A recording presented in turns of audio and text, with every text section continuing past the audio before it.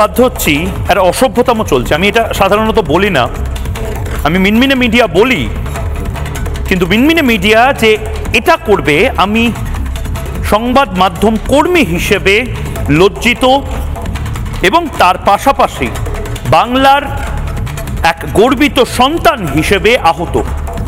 Republic Bangla দায়িত্বশীল সংবাদ মাধ্যম হিসেবে অনুব্রত মণ্ডলের অডিও শোনায়নি। রিপাবলিক বাংলা দায়িত্বশীল সংবাদ মাধ্যম হিসেবে মনোজিতের ভিডিও দেখাবে না।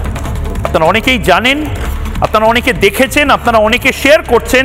তাদের মধ্যে থেকে অনেকে সোশ্যাল মিডিয়াতে আমার বন্ধু তালিকায় রয়েছে। তাদের মধ্যে থেকে অনেকে মিনমিনে মিডিয়া হোক বা বিভিন্ন মিডিয়া চ্যানেলে তারা এই ভিডিওটি দেখাচ্ছেন, যেখানে মনোজিতের এই নরপিশাচ মনোজিতের ধর্ষকাম এবং তার এই মানসিক বিকারগ্রস্ত মানবিকতার যে প্রকাশ সেইটা দেখা যাচ্ছে। একটি ভিডিও, সেই ভিডিও সোশ্যাল মিডিয়াতে ভাইরাল হচ্ছে। একটি ভিডিও, যে ভিডিও কিছু সংবাদ মাধ্যম দেখাচ্ছে।